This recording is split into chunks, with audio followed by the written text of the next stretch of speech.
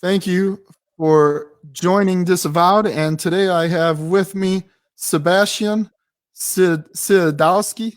That's right. That is correct. With an SKI, not an SKY. All right, and just go ahead and tell the audience a little bit about yourself and some of your background. I'm a man of many trades. Originally from Poland. Come from a background of literally my grandfather and my father played a major role in overthrowing communism. Some of my history is crazy, like for instance, Karol Wojtyła, who later became John Paul II, used to be a good friend of our family. Lech Walesa worked with my grandfather. So I come from that background, but I moved to the States when I was 10. Grew up in 9 different states. And afterwards, I joined the military. I was in the Army, served as an 11 Bravo. Afterwards, went to college, this big party school named Oneonta. It's a school in upstate New York. And afterwards, I got this crazy dream to go to Hollywood and make some movies. And which was, a lot of it was motivated because I used to, stay up late and party, frat parties in college. And I would talk about my admirations after school. And people would be like, yeah, ha, ha, ha, you're writing a pipe dream. So I was like, okay, I'll show you. So I came out to Hollywood. Within 5 years, became an award-winning independent movie producer. And I can say that because our film was a kids' film at the time, won first place at the Newport Beach Festival, and was actually released on Showtime, which, in the grand scheme of Hollywood, it really isn't that much. But on the level of success, it's a lot because, maybe 5 or 10 films out of 10,000 that are made each year on those kind of budgets below 500K, actually see the day of light. They actually, most movies don't make it. Very, very small percentage of films do. I was lucky to produce a show with Kelsey Grammer and Scott Baio back in the day. I've been an actor in like 10 different independent films, which I don't really care for acting because I think it's just a very shallow, fake profession. I mostly worked on sets. I haven't really done much in the last 4 years besides writing a couple scripts. One of them is about a Polish bear, 100% true story about a black bear that became a war hero during World War II. And just kind of been focusing on writing. I've become a journalist, like a licensed journalist for the Polish Guild of Journalists. And just kind of living life, doing my thing, man, and just keeping it intellectual. You know what I mean? And now, because of the lockdown, I can't even get a haircut. I'm starting to look all scruffy. And scruffy, dirty, and crazy like a real college professor, man. I think there's a lot of men that are related with that right now. Okay, so now the obvious question. Okay, yeah. Does Hollywood, the people you work with in Hollywood, know of your background coming from communist Poland? Yeah, of course. And when I came out here in like 13 or 14 years ago, and during that time, politics was not so cutthroat as it is now. And what surprised me is a lot of the people that claimed they were anti-communist back then are now basically socialists and communists.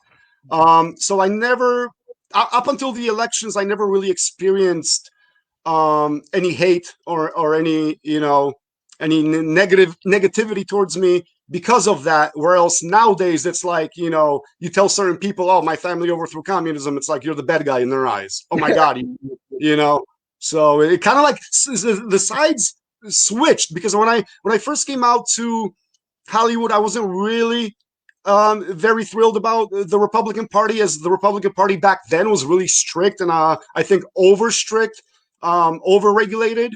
Where else the Democratic Party seemed more progressive, where else all of a sudden the sides switched, where the one side are like basically complete Nazis and the other side are the progressive thinkers. So I would attribute myself. I would attribute that switch in the Republican Party mainly to Ron Paul. I feel like when the Ron Paul revolution started, it really switched the Republican Party.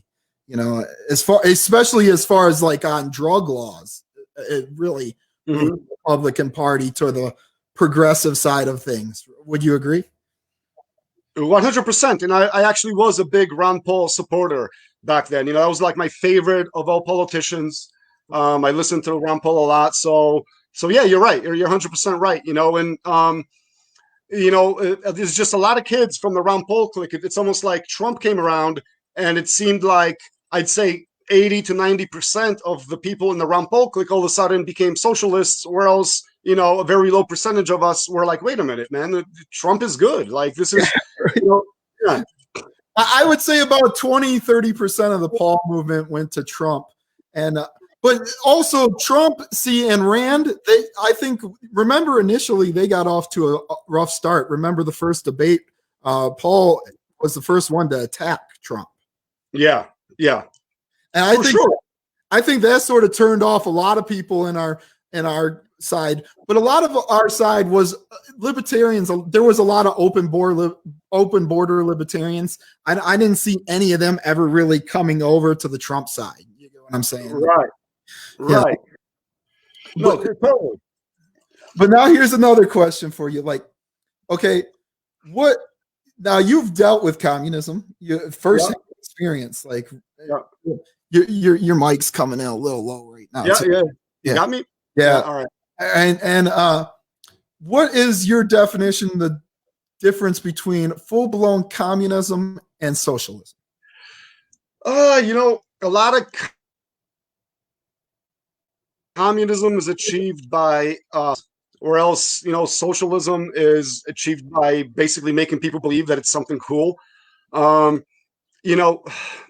It's something that looks really good on paper, to be honest with you. If you actually read what communism and socialism are structured on it, and you put thought into it, it sounds really good. It's but it just never works when it's put into practice. It doesn't work because the reward for hard work and for instance, getting educated, your reward is to pay more to support ones who are not. So the more work that you put in, the more you get penalized in a way. Because it's like, I don't believe that there is a myth about socialism and communism, which I do want to break, because it's like people think that, for instance, if you're a doctor and you're a garbage man, you get paid the same. No, of course, the doctor is going to make a little bit more, but it's not much more. So when you, for instance, go to school for 12 years to become a doctor, and at the end of the day, because you have to pay more into the system to support the ones who didn't, you end up making, let's say, $10,000 or $15,000 more per year than somebody who's never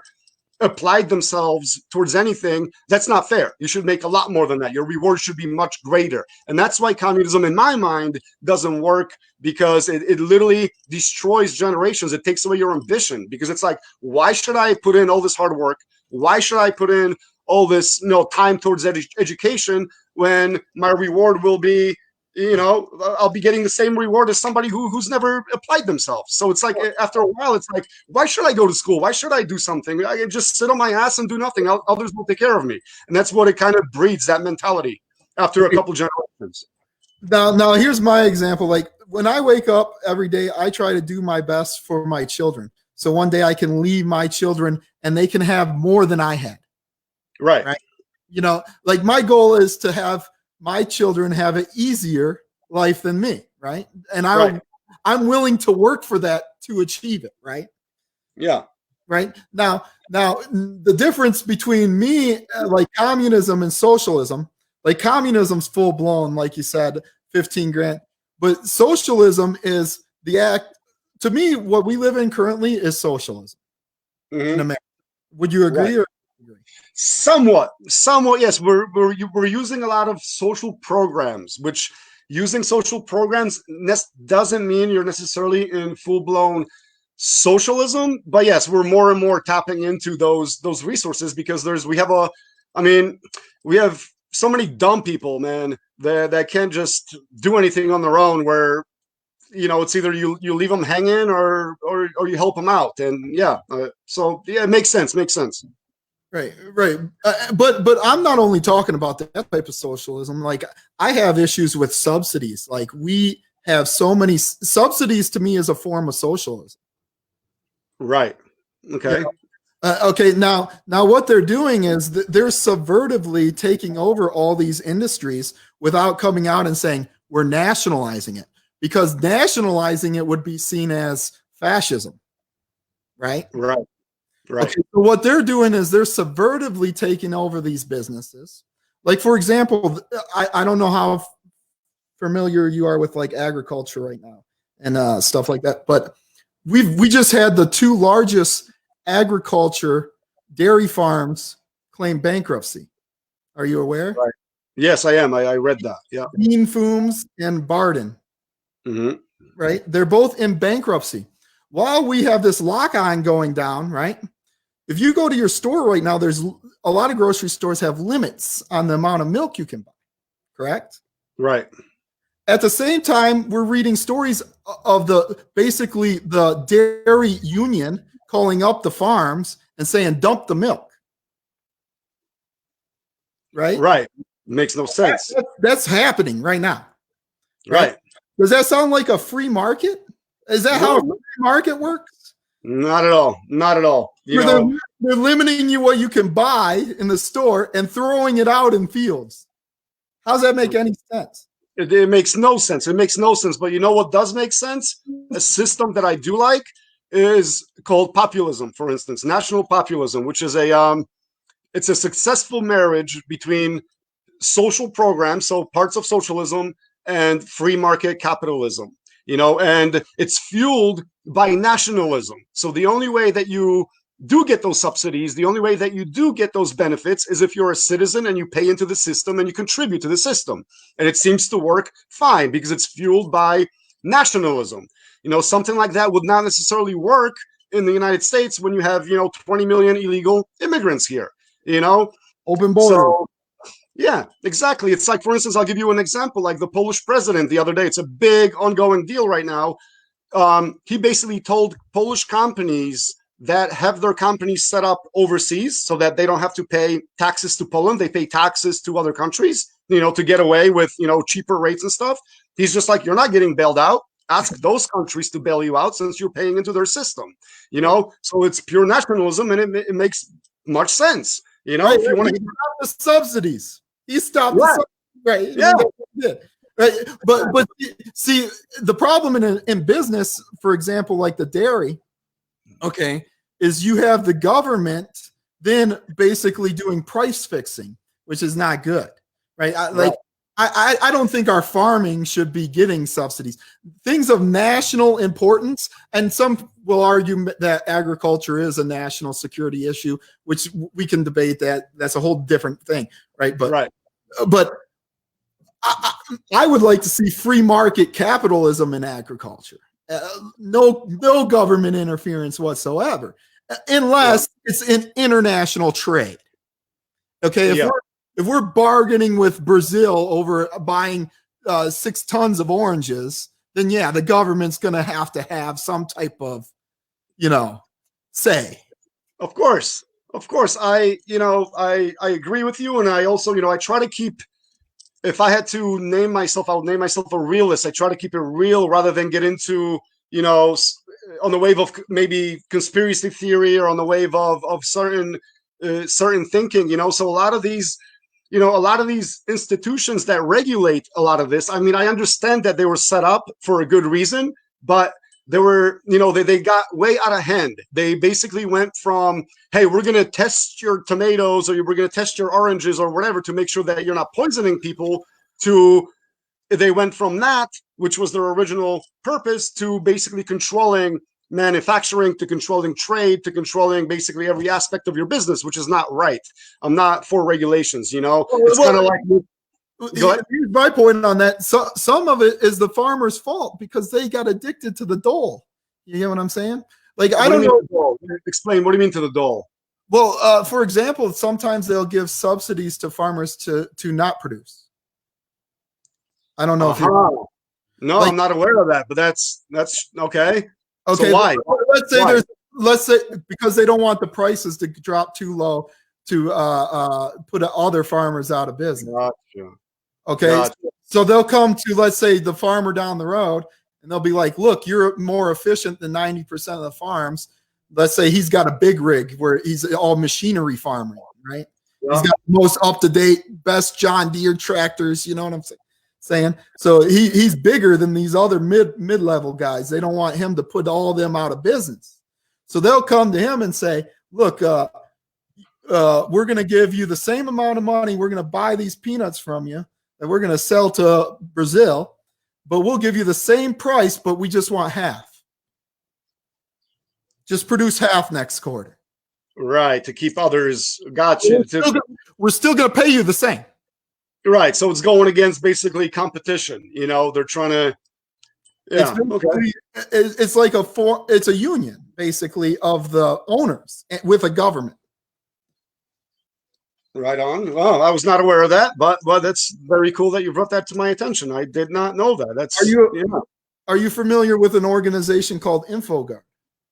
InfoGuard? Yeah, correct. No. InfoGuard is basically a corporate conglomeration of the largest corporations in America, and they set up a system of spying on their employees to report back to like federal government. Okay. Wow. No, I was not aware of that. Yeah, you can look it up. It's a government website. It mainly started out as an organization to stop corporate spying. Uh-huh. You get what I'm saying? You know, like I worked in manufacturing, and I used to have to sign like do not disclose letters when I was working on like military projects and stuff like that. You know, so it started out as an organization to try to find those type people. But then it turned into like you can put people on watch list, all type. It's really went far. You know? Right, they're taking advantage of, you know, it's a lot of these are, you know, I think that's the problem. A lot of these organizations get out of hand. You know, I mean, look at the FDA and the pharmaceutical companies. It's like the FDA was created for one reason only. It's to make sure that drugs being produced are not going to kill you or give you some serious side effects. Pharmaceutical companies were created to invent cures, not pills that will prolong your system. And it's like it's just gotten out of hand, and money is probably the root source of it. You know, it became an industry, became a business. I mean, everything in this country is a business, man. A hospital is a business. A freaking veterinarian is a business. It's like I freaking take my dog to a vet, a dying dog that has been my best friend my whole life. And it's like, oh, okay, yeah, hurry up. They just recycle these dogs. They just, you know what I mean? They don't even give them a bed to lay on. They just freaking shoot them with you know, put them to sleep. It's just, you know, there's no, a lot of human decency has left those institutions, and it's becoming an industry of money, and it's not cool. It's not right. Well, are you familiar with the story the other day where Facebook openly said that they're tracking people that are saying they're having illness? You see people online all the time. I'm sick. They tell on Facebook, right? I'm sick. Yeah. Right. Yeah. Facebook came out and literally said they're reporting that. Man, yeah. No, I can send you a link to the article. I get it. No, I understand. They're sending that over to the CDC to have track where cases are, or even not even cases. They just say symptoms. If someone is on Facebook reporting a symptom that could be COVID-like, which right. So all these fools are going online saying, "Hey, I got a cold." Right? Some of them show their thermometers. You know? Right, and then they got freaking the SWAT team knocking on their door, man. Like, let's go. You're quarantined 14 days. Don't leave. Yeah. And these are the same people telling me I say too much online. You know what I'm saying? Like, man, I don't put my thermometer on there when I'm sick. I don't even tell you. Yeah. But speaking of like pharmaceuticals and the FDA, okay, I don't know if you watched my video on the virus. Like this is pretty much my stance on the virus. I believe it's man-made, right? Yeah. So it's too. I'm not so foolish to, you know, their only phase 4 biolab was like 300 yards away from the market. 2 of them, not 1, 2 of them. Actually, I'll send you a report later from the Australian Sky News, and it's like a month ago when they were basically investigating, pretty much saying that it must have leaked from one of those labs. Now, is it? Listen, I personally think it's man-manufactured, man-made.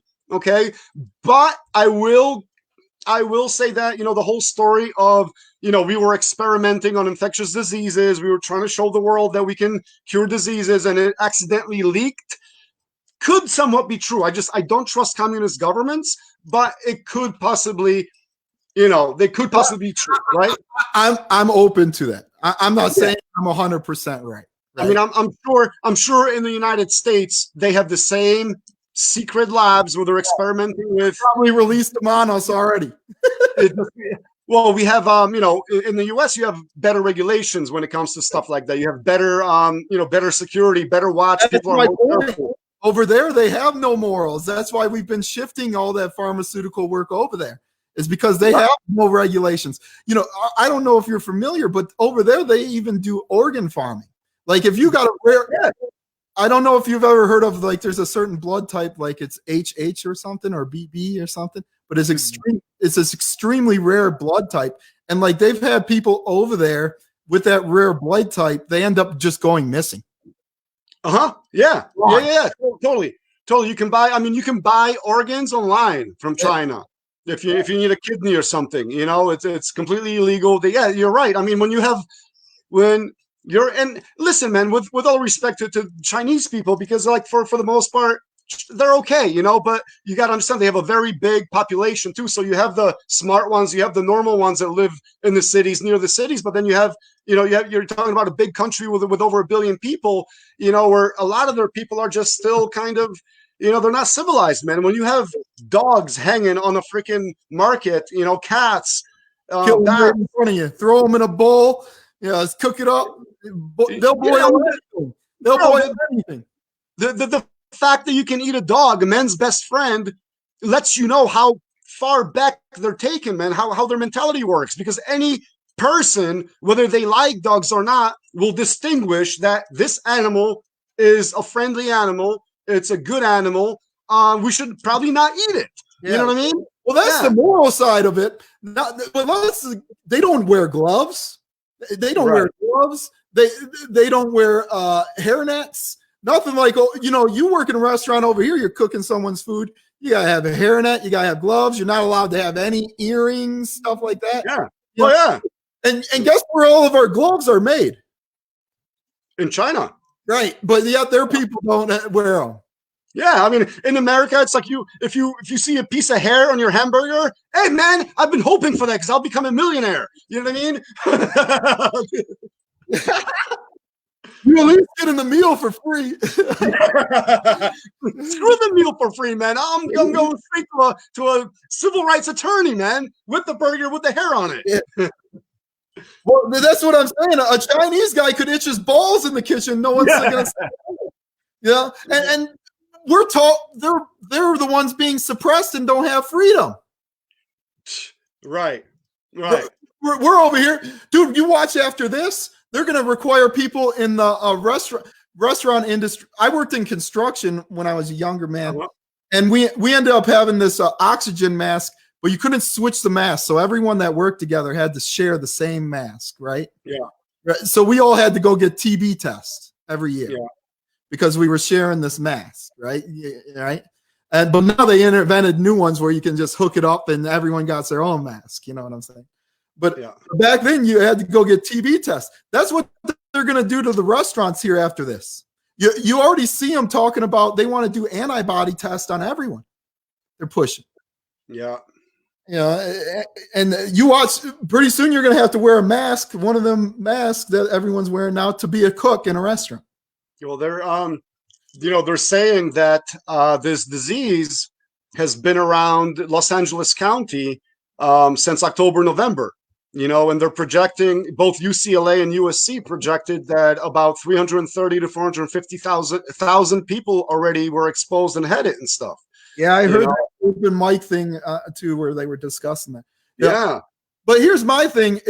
If that was true, they've seen it, because there's no way our healthcare industry is sufficient enough to see a spike. They would have recognized it. So if it happened, they knew. Yeah. There's no way they would have seen a spike like that. Let's say it's not even as deadly as they say, right? But there would have been some type of spike.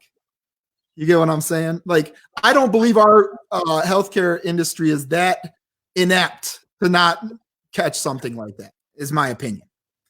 Right.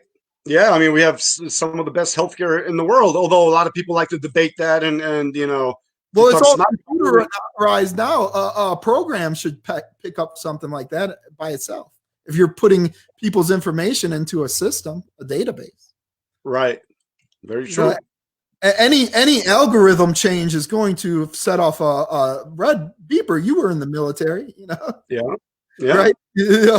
There's going to be something blinking. Yeah. I mean, that's just me. That's how I believe. So if that happened, our government had to have. Now they might not have told us. You know what I'm saying? But yeah, that's a whole different ball game there. And I mean, I don't, dude. Like HIPAA laws. Okay, you're familiar with HIPAA laws, right? Yeah. Yeah. Okay, now anytime you release a document, a health document, you're supposed to be required to sign as the individual, correct? Right. Right. They can't just give you, like, if I'm a patient at one hospital, they can't send my records to another hospital without your permission. Right. Right. You have to sign their medical release form. Yeah. Right. And I've had to do this because I've had to see specialists from time to time. I'm not going to get in detail, but I've had to see specialists at different hospitals. So I've had to sign releases, right? Right.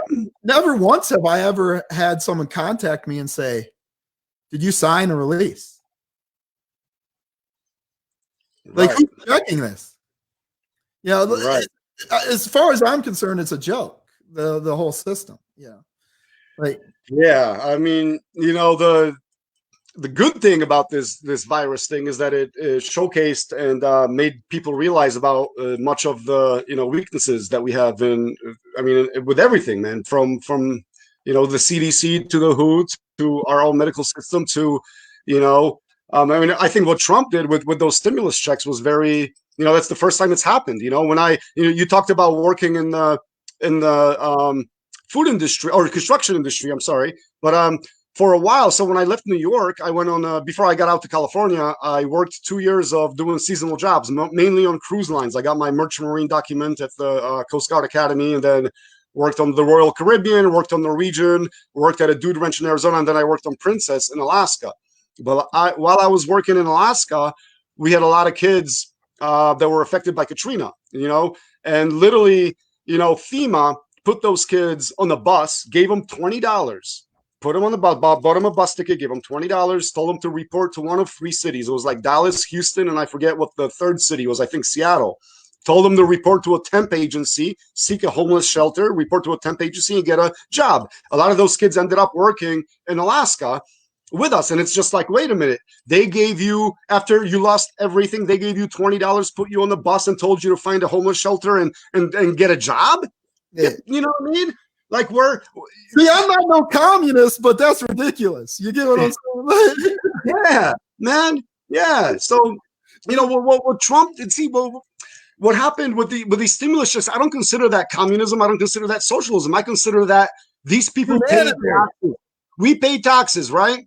That's the reason why we pay taxes. So that when a situation like this happens, the government helps us and takes care of us and has our backs. Okay. We pay them. We pay them to work for us. Don't forget that we pay their paychecks, and somehow they become millionaires. You know what I mean? But anyway, so I don't view that as socialism at all. I view that as the responsible thing to do for any government during a natural disaster. This is why people pay into the system. So when shit like this happens, that's out of anybody's control, the government helps the people. That's the thing. So I think what Trump did, I know $1,200 ain't shit for a lot of people. Okay, I get that, but at least it's something.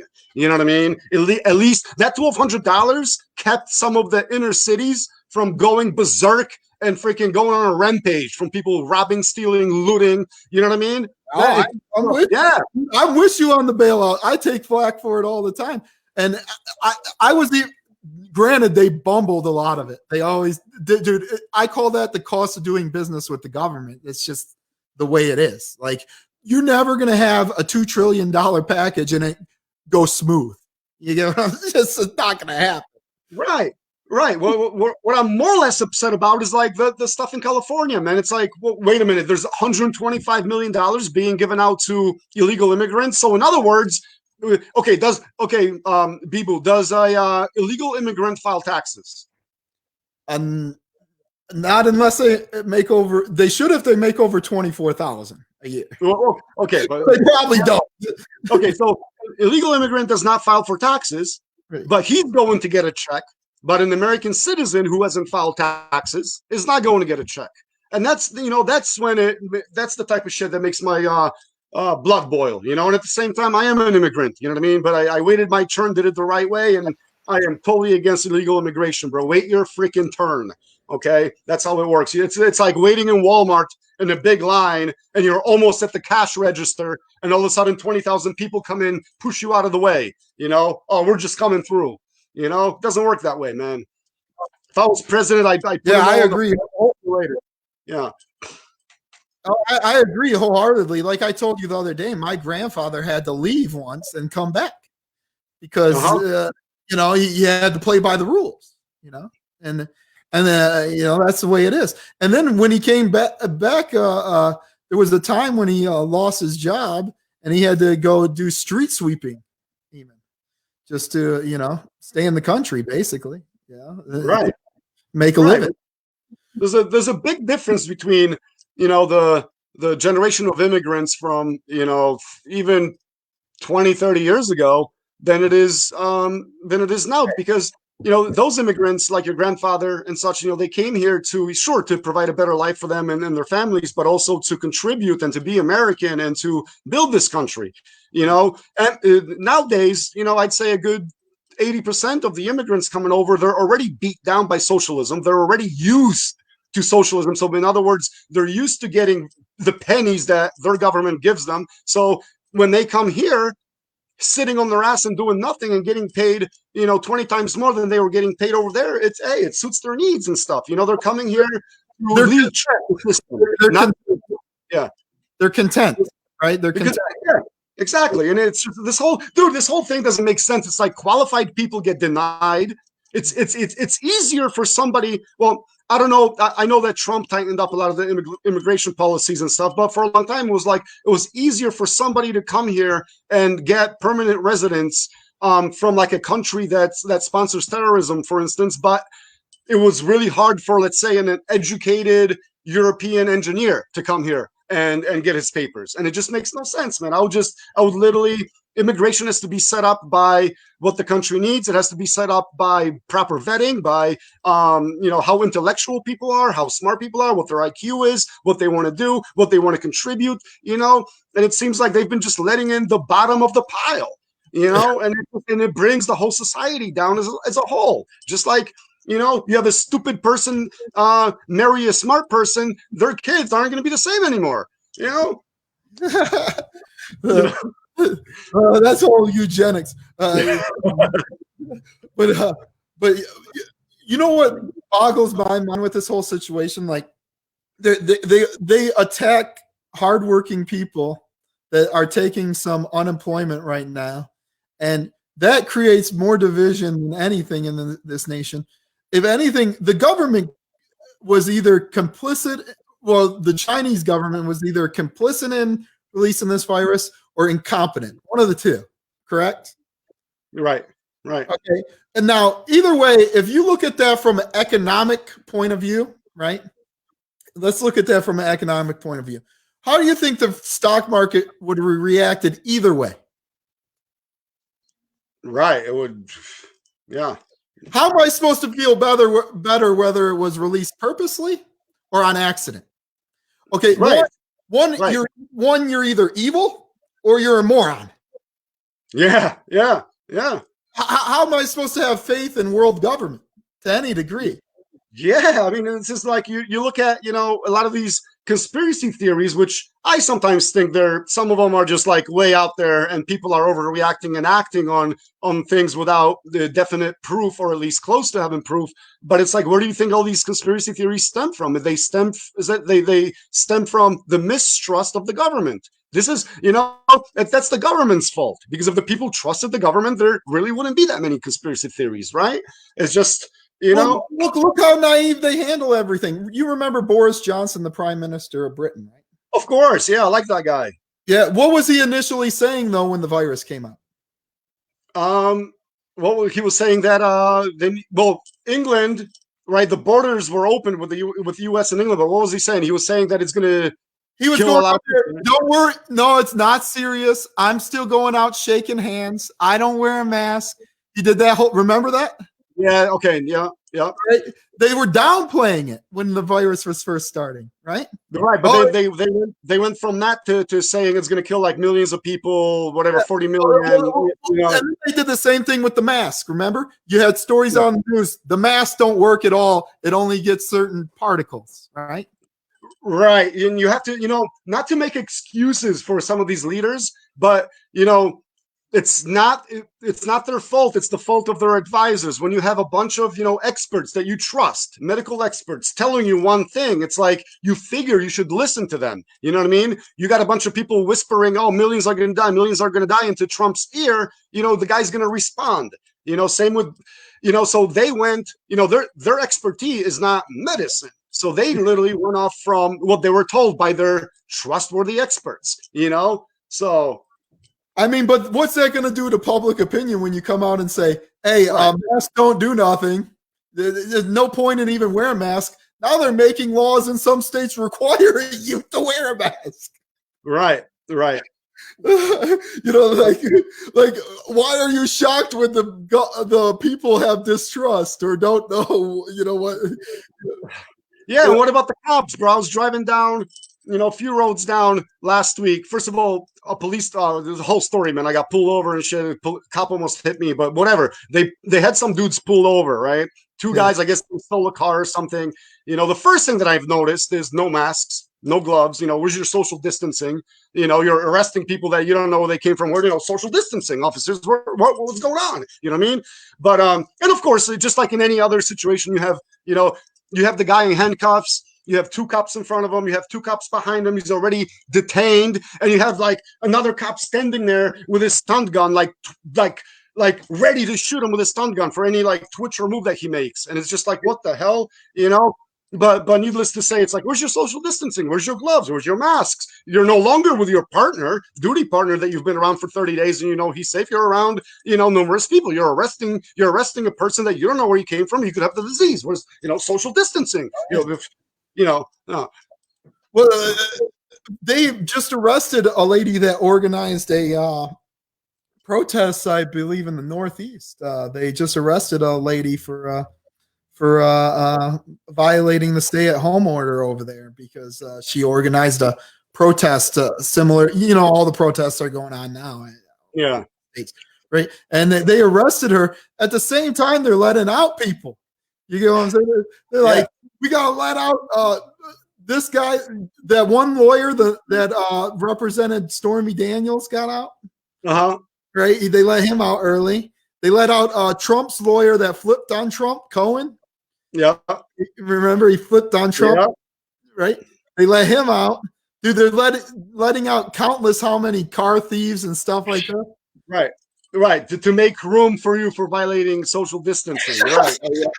Dude. But you see, first, like, so I don't think the virus is a hoax. I think it's real. And like, personally, I don't want to get it because I have a lot of family in the medical, in the medical field and stuff. So I do realize that even if you beat the virus, you may have complications that attacks your organs, can screw your lungs up and such. But it's like, I don't blame some of these people for protesting because these rules are just simply not making sense. How come I can right now go online and buy an airplane ticket anywhere in the country where I'm going to sit right next to someone with recirculating air, dealing with hundreds of people, and that's okay.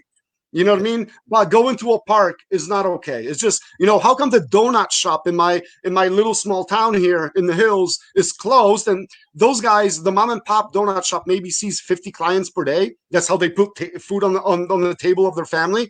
That's shut down. But for instance, guys that are running around getting signatures, like the signature gatherers that get petitions, for the ballots, they're still running around. They're dealing with thousands of people per day. They're, at close quarters and stuff. How come that's allowed, but that's not allowed? So it's just like, these rules are just stupid. Basically, they make no sense.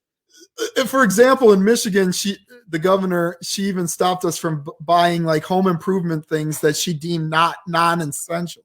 Right? I heard seeds, right? Seeds to grow your own food. Right? Seeds, yeah, you can't get seeds. But like flooring, like I'm at home right now. I'm a contractor, right? I can't technically go do anything because it's illegal to go buy non-essential freaking, basically they determine HVAC, plumbing, electrical, and roofing. That's all you're supposed to be able to remodel right now, right? And you can't have someone cut your grass, right? Let's say you're an old retired couple. You're 90 years old. You can't have someone cut your grass, right? Because that's illegal right now. But you can go to McDonald's every day and have some degenerate slobbering all over your burger. Right. Yeah. Like this makes no sense. You can literally switch each location. You can go to Wendy's, Taco Bell, McDonald's. And if you know anything about disease, if you're ingesting something, man, you're likely to get it. You know, anyone in the restaurant industry knows disease. Other than the hospital, the most likely place you're to catch some type of illness is a restaurant. Yeah. Or an airplane. Yeah, or an airplane. And I talked to a stewardess online, and she said that right now they're having like 737s that seat like 100 people, and there's like 5 people, but they're still running the routes. Right, but airplanes. That's what I mean. It makes no logic sense because an airplane, it's a compressed cabin, right? It has all recirculating air. So by logic, if one person on that airplane has a virus, that air, every time he breathes out, that air gets sucked in and it keeps recirculating. So everybody in that airplane is breathing in everybody else's air. So it's like how, it's just that's what I mean. How am I allowed to? Yeah, it's the exact opposite. If they would have closed all the restaurants, they probably would have having people someone making your food is not essential, man. Right. You can make your own food. Grocery store, yeah, that's essential, right? Fast food is definitely not essential. They got to keep the illegals employed, man. They got to keep the illegals working, bro. When did me, as a skilled tradesman, become non-essential and a Taco Bell employee is essential? Come on. Yeah, screw fast foods, especially in California. I don't go to fast food. You know why? Because I like French fries. I don't go there because every time I go there, everybody talks a different language behind the line, and then they look at me weird because I don't speak their language in America. That's why I don't go there. You know what I mean? They do all types of horrible stuff to your food if you're mean to them too. Sometimes you do not.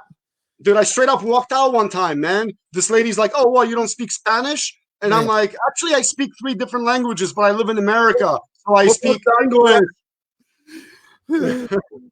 Yeah, but you get what I'm saying. It should have been the opposite. They should have shut down all the restaurants. It should have been, like, come on, food is how you spread it. Like, this is so foolish.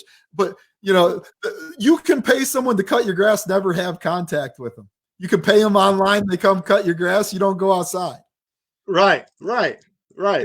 And that's the problem with why no one trusts the lockdown. And then also they bumbled getting the money to everyone. Bro, I was like when this first started coming out, right? And there was word that this really may be like some, black plague or something. I was all for the lockdown. And it's like, you're either going to lock things down or you're not. Going into a fight half-assed never wins the fight. And that's what it ended up being. It ended up being like a half-assed thing full of regulations that don't really make sense. And that's what's making people question things, because it's either you lock stuff down and you put soldiers on every corner of the street and you keep them at home and you deliver food for them, okay, till the whole spread is over or whatever, till the incubation period is over, or you don't. You can't just go half-assed into something. That's the problem. And I think I don't blame a lot of these people that are striking and protesting because it's just like the more you think about it, the more it doesn't make sense, So I think that's the reasoning for it. Like we were just talking, it's okay to fly on an airplane, but it's not okay to have a donut shop, Yeah. Yeah, but that's or at least have a dual stream where you're recording and you're doing internet. You know what I'm saying? It But says it's still going on streaming on the same yeah, timeline. yeah, it's still streaming, but there's gonna be a just glitch there. You know what I'm saying? Yeah. You just let people know. Yeah. Yeah. But Yeah. that lost my train of thought. We were talking about that, but we're about 40 something in, man. I'd love to have you back on again, though, man. You're well rounded, man. Yeah, you too, man. I'd love to be back on. We can talk about whatever. Yeah. I'll help you out with some guests. Yeah. And hey, it's fun. You know what I mean? It's fun. It's fun. Yeah, So I got to get into more things with you, like you know, man. I can't. How you got to go watch that documentary too. It's right down your alley, brother. I'm telling you. send me the link. Yeah. And I'll watch it before we do the next podcast and stuff. Yeah. And we can. I mean, dude, we can talk about subjects from the Anunnaki to to a different civilization living on Mars in a different dimension. Yeah. Oh, dude, that's awesome. You're into the Anunnaki, huh? Well, I've studied religion for a very long time, so I find it very interesting. I find a lot of I'm an intellectual, man. I get into a lot of subjects. Are you familiar with the Zolotarians? What's up? Zolotarian? Zolotarian? What's that? I might be. I have trouble pronouncing words sometimes.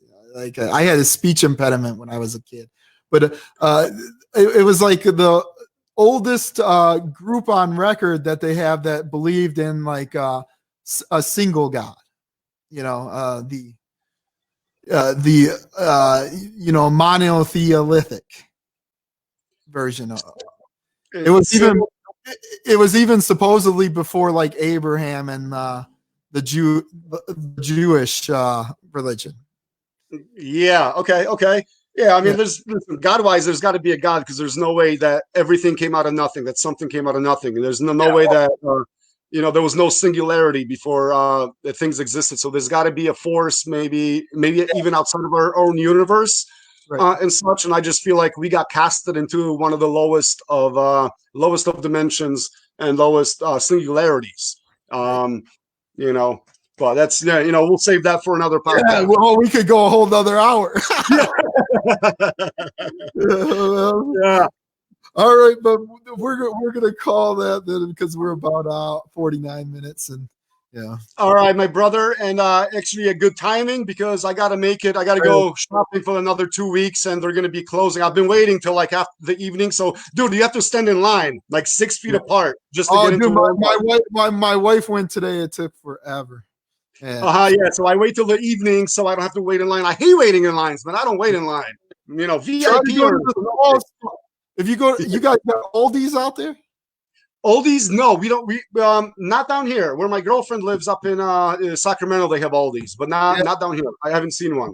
That's where I try to go. It's smaller store, and they're not as busy, and they don't do like out here. They're even doing like you got one-way lanes. You can't go down a certain aisle in a certain direction. Yeah, I mean we have Ralph's, but Ralph's is literally when you go like bulk shopping, Ralph's ends up being like almost double the price at the end, when you're shopping for food for the next couple of weeks. Yeah, you're gonna blow money, and then right now is not a time to blow money. Exactly. And I'm also I'm making some colloidal silver right now. I'm all set up, man. Yeah. All right. Do you make it and sell it, or what? You just make it? No, I don't sell it. I give it away. I give it away to my friends. My family, and I just make it, because it's important to drink it when it's fresh. The thing that people don't know about colloidal silver, it's like you're still getting the antioxidants, but the initial negative charge, that the purified water generates only stays active for about 3 days. It drops in half every 12 hours. So it's important to, drink that while you have that while the water has the negative charge in it. It's more effective. So buying it is worthless. Basically when you buy colloidal silver, by the time it gets to you, you're still getting the effects of like the antioxidants, but that negative ion charge is no longer there. Wow. So you're still getting good benefits, bro. Don't get me wrong, it's still good for you, but you're missing out on that. You know what I mean?